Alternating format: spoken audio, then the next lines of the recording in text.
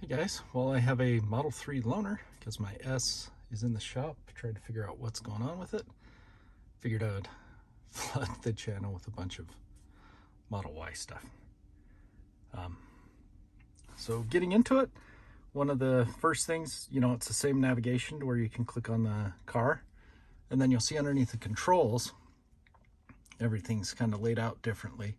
You have your automatic lock or lights, and then you have your other light settings where you're turning them off. You have your parking, forcing them on, auto, and then auto high beams. Something else you'll see right here, you have the fold mirrors. So you'll see the mirrors will fold. Then your child lock, whether you want both of them, the left door or the right door, which is pretty neat that you can, if you just have a child on one side, right? Or if you want to mess with grandma, you can lock her in. Then you have the window locking, which is kind of cool. On mine, it's a physical button, but Model 3 and Y, we're all moving away from that. And then to open the glove box, but Tesla has restricted that, which is, I honestly don't understand why, because if I get pulled over in this loaner and I need proof of registration, what am I supposed to do? Right? I don't understand it. So now you have the wipers. I also added the wiper icon down here. So you can go in, and select whatever items you have on your bar, but the wipers are down here. So you have, your different settings, right, as they get faster, and then you can also just turn on auto. I've been having them off. And then here's your mirror adjustment to where you can adjust your left mirror, and then you'll see on here you can use a scroll wheel if you want it to go, up or down, in or out, whatever you need to do there. Same thing with the right, and then you have 3 different items for mirror auto tilt, mirror auto fold, and mirror auto dim. So if somebody's behind you, it tilts it down so it's not blasting you in the eyes, which is really nice.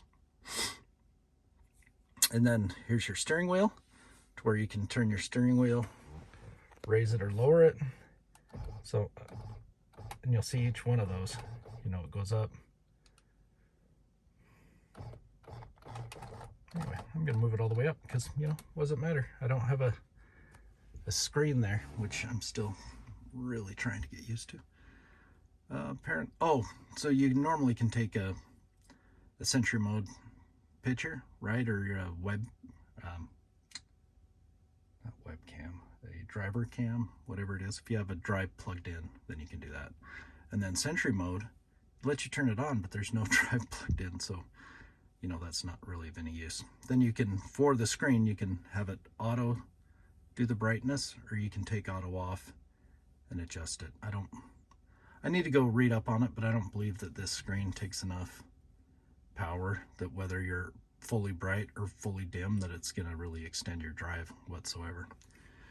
Okay, next item down is on the pedals and steering.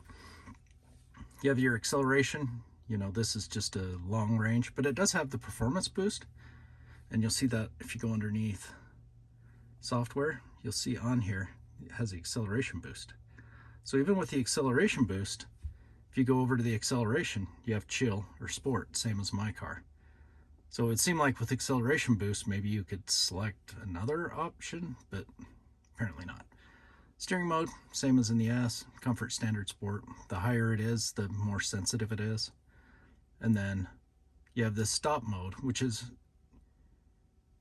when you're regenerating, if it's going to creep, meaning that as you're slowing down, that the car will, I can't remember what it is, 5 miles per hour, something along those lines, that it will always maintain that speed if your foot's not on the brake. And then the roll is when you release the pedals, the car will actually roll. And I do that more often than I should. If I'm on like a hill by a stoplight, my S will roll, right? So if I let my foot off the brake, I'll actually roll backwards like I'm in a standard transmission, or you can do hold. So the hold, it will regen the vehicle all the way down to 0 miles per hour, and then it will stop and it will hold it in place. And I really like that on the Model Y.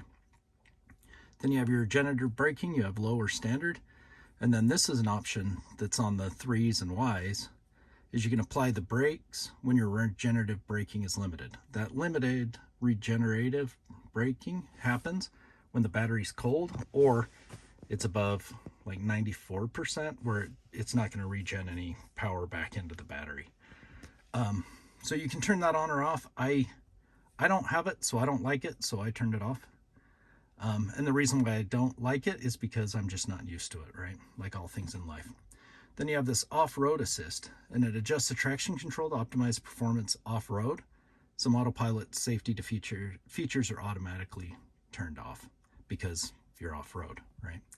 But for some reason, I don't know if it's just because it's the loaner, it's not letting me turn that on or off. And then slip start is if you have mud or snow, it kind of will do this hopping thing. If you look for some videos, it's honestly pretty cool. But once again, can't turn that on.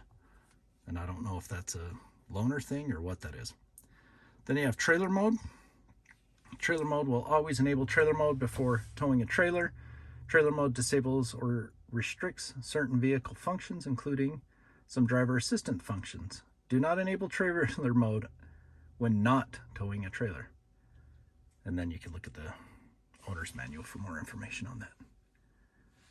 Okay, so down to charging. I do like the MCU2 screen, displaying on this charging stuff. You'll see on here, because I've just had this thing parked outside, it's a little cold soaked.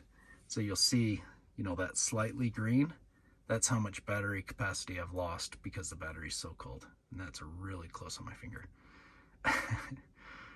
Anyway, one cool thing that not everybody knows is you can change the speed at which you charge, and that is GPS based. So if I turn it down, to 20 here, every time I plug in here, it's always going to go at 20 because it's GPS based, which is really nice.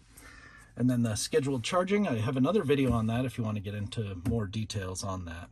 But it is, your usual scheduled charging where you can do, preconditioned weekdays, all week, weekdays, off-peak charging, or just during the week.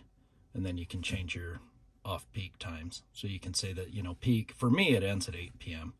So I can say, start charging after peak is done, and it'll start charging, at 8 p.m.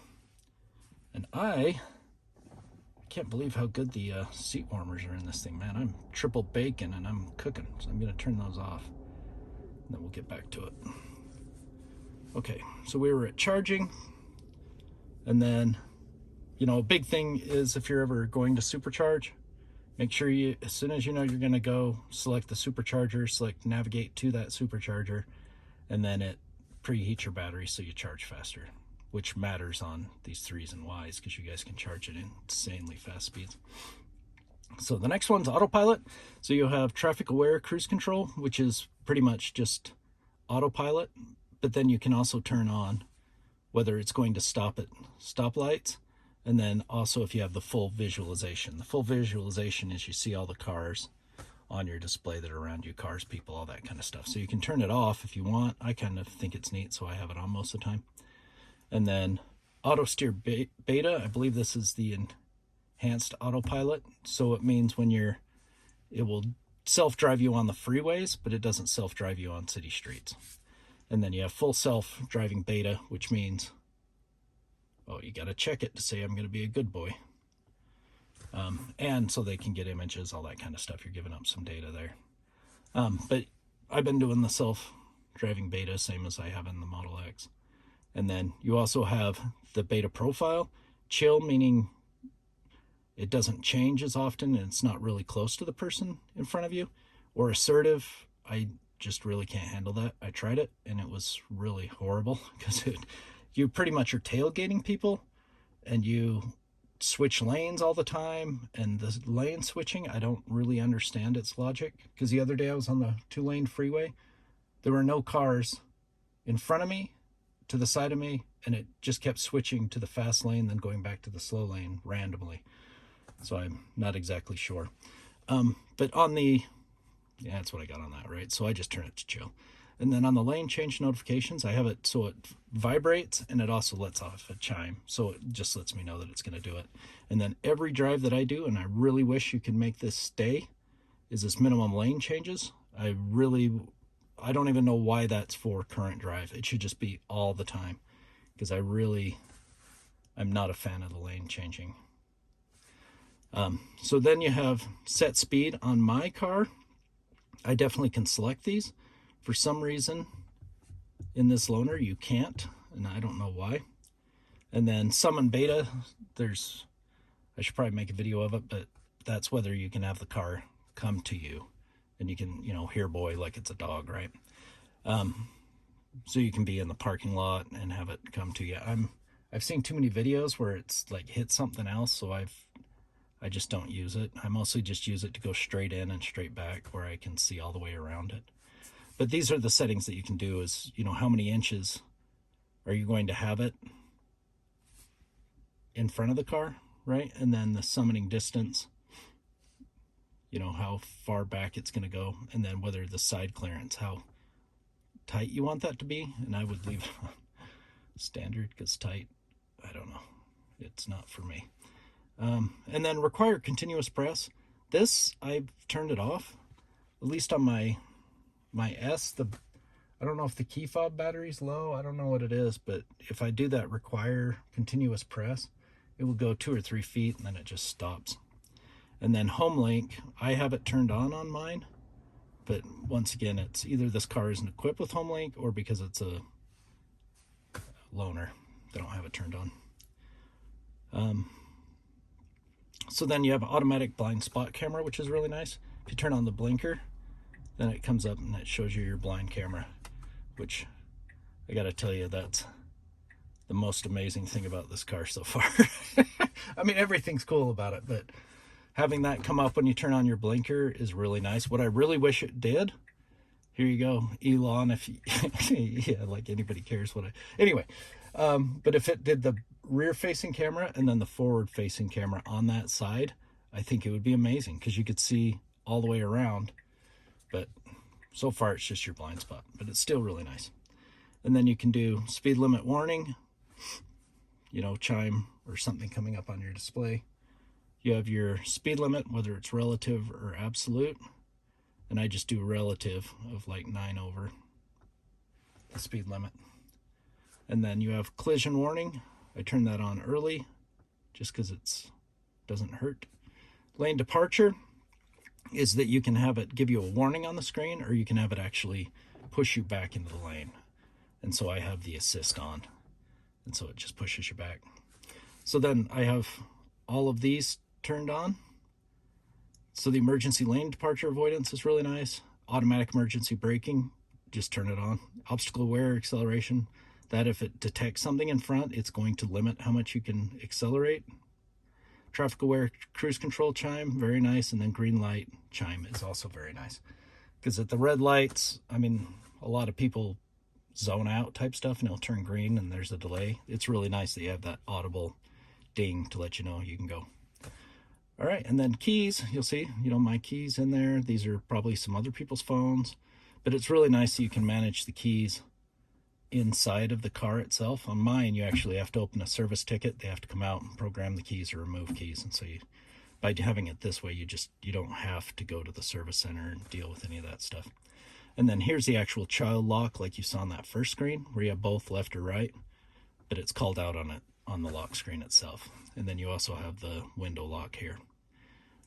Walk-away door lock, I really like that. I'm going to take off the exclude home. I have no idea where this car's home is. I'm guessing the service center, who knows. And then driver's door unlock mode, I'll just read it. But when enabled, the driver's door and charge port will unlock when the key is detected near the driver's side of the vehicle. Holding down the interior driver door button will unlock the rest of the vehicles, which is kind of really nice. On mine, on the S, you just push the park twice and then it opens up the rest of them, which is really nice. And then unlock, once you park, it automatically unlocks your doors. Yeah, this one, if you've, like, I get this once in a while at work, if for some reason I didn't roll up all the windows, or, I mean, the doors, I have it, walk away lock, so that it's going to lock anyways. But at least with this one, if your windows are down, and then you can exclude home. I take that off because, yeah, it's in a garage, but if I, for some reason, left the garage door open, I don't want somebody getting in. I do like the lock confirming sound, so when I walk away I actually hear it honk to let me know that it's locked. And then this is really cool, is close windows unlock. So you can have your windows down, you're going into Walmart or whatever, you walk away from the car, and then it automatically locks it. And then this MyQ connected garage is really sweet that you can link your MyQ account. And if you don't have a MyQ garage door opener, wait till Black Friday on Amazon. They mark them down to, seems like $20. And then it's just a device that sits in the garage. You sync it to your garage door opener, and then as you pull up, it's going to use the MyQ to open your garage. So instead of paying Tesla $200 or whatever it is for the home link, you know, $20, and it does the same thing. And then there's home link down there. Okay, so here we're on to the lights. You have your same headlights like on the main screen. You have your fog light option, and then turn signals. So auto cancel, your turn signal will automatically turn off after a merge, fork, or lane change has been completed. If the vehicle detects an upcoming turn or another turn change in the same direction, the turn signal will not turn off until the maneuver is completed. Note, turn signals will cancel based on steering angle regardless of selected setting for auto turn signal mode. So that's nice. And then auto high beam, I have that on. And then headlights after exit if you want to have it illuminated for a little while as you're getting out of your car. That's also nice. And then you have the dome lights off, on, or auto. And then it has ambient lights. But last night when I was turning this on and off, I never could figure out where the heck the ambient lights were. I'm assuming they're just down in that bin, but I never saw them. And then it had steering wheel lights. I didn't see any lights. So I turned that on and off a bunch last night, and I never saw anything change. So then here's your display. So you can do light, dark, or auto. I'm personally a fan of dark. And then here's your brightness option where you can turn it up or down, and then also reduce, you know, blue light to help with your eyes. And then there is a screen clearing mode, so you can click that and clean the screen off. And this is, you know, for a loaner, it's a really clean, which is nice. And then you have, for your scroll wheel function, you can go in and say, well, what do I want to happen when I'm using that scroll wheel? Do I want to change temperature, fan speed, wiper speed, display brightness, save dash cam, acceleration mode, camera, defrost, or dome lights? And that's also really nice. And then touchscreen language, you know, all of your language options, how large or small. Oh, apparently you have to restart the whole system if you change the font size. Anyway, standard or small, time if you're on a military clock or 12-hour clock, energy, or the display, right? Do you want it to say miles or percentage? I've gotten stuck with the percentage because of my other car, right? And then you want kilometers, miles, temperature of Celsius or Fahrenheit, and then tire pressure is bar or PSI. And then here's your trip screen. Looks like they have the same trip screens as the other cars. So you have current drive since you last charged, and then 2 trips, and then your total odometer reading. And then navigation. On the navigation, you can have the lady talk to you, or you can turn it off. I usually just turn it off and then I watch the navigation. If you have automatic navigation, automatically route to homework or next calendar event upon entry, which is nice. Trip planner, add supercharger stops if necessary. Like, that's killer when you first buy a Tesla. Just turn that on anywhere you're going. The car will let you know where you should get off to charge and how long you're going to be there to charge, which is really nice. And then automatic routing. I have this set to 5 minutes. 10 minutes is probably a better level, but anyway, have it set to 5. And then avoid tolls, avoid ferries, and use HOV lanes. And I have all of those turned on. So now you have the safety options. So safety of Sentry mode. Definitely have Sentry mode on in case, I mean, it can't ever hurt, right? If somebody does something to your car, or if there's a wreck, anything else, you have that recorded, which is really nice. And then you can have the camera-based detection. When camera-based detection is enabled, Sentry mode will use the vehicle's external cameras in addition to vehicle sensors to detect a security event while parked. If disabled, the vehicle will only save clips to the USB drive if physical threat is detected. And then disable Sentry sounds. By disabling the sound, Sentry mode will no longer honk or generate a loud, unexpected sound when a significant threat is detected, meaning somebody physically walks around your car, does it honk? And then view live camera via mobile app, which is kind of nice. You can go into the app and actually look at any of the cameras in the car, including the passenger's camera. And then you have dash cam, whether it's going to save it or not, whether you're manually going to do it or it's automatically going to save the dash cam.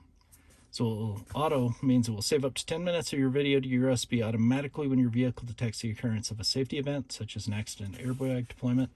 Manual, tap the dash cam icon to save a 10-minute recording to your USB.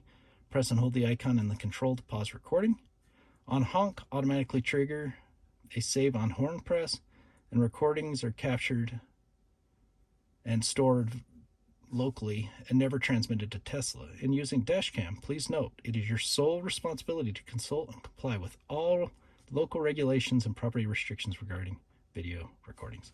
So Tesla doesn't know the law in your area, so it's up to you to make an educated decision there. And then if you plug in a USB drive when you first get one, just format it, and you're good to go. If it ever fills up, delete them, you're good to go. If your delete doesn't work, format it, should work. If neither of those work, buy a new USB. Okay, so we have mobile access because it's a loaner. I don't get the option to turn that on or off. I don't get to have an option to turn on the pin because it's a loaner. Glove box pin is already set. Speed limit, they're going to limit you at 85 in a loaner. And then cabin overheat protection, oddly, they have it turned off. Maybe it's just not an issue with these cars, but there's a heck of a lot of glass, right? So I have it set on all of mine. Then you have a security alarm, park assist chimes, gear chimes. So when you put it in gear, it makes noises. And then Joe mode, same as the other ones, but Joe mode will reduce the volume of your car's chimes. It's mostly Joe's kids were having a hard time sleeping in the back of the car, so turns it down so it's not as annoying. And then parking brake, if you need to set the parking brake, and then you can power, the display off. Okay, so underneath service, you have PSI readings on all of the cars. The tire service was 19,000 miles ago.